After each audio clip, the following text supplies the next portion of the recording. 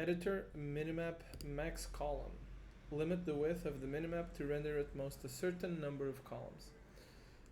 This is essentially the width of the minimap, and by default it's set to 120. And at least in my VS Code, the upper limit is 142. You can't get higher than that. So 143 just shows 142, but if you go 141, it actually moves.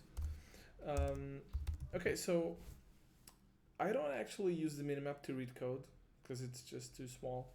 So I don't really care for a large width, right? Because to me, the smaller the minimap is, within reasonable bounds, the more space I have to actually read my code. So I think that 120 usually just leaves a lot of empty space that could be used to actually read more code. So I think we can make this a little bit more useful.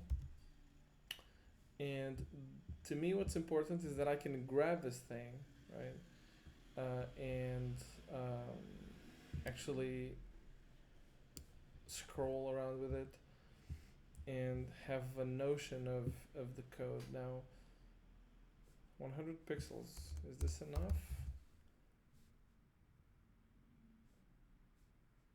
Yeah, actually I like 100.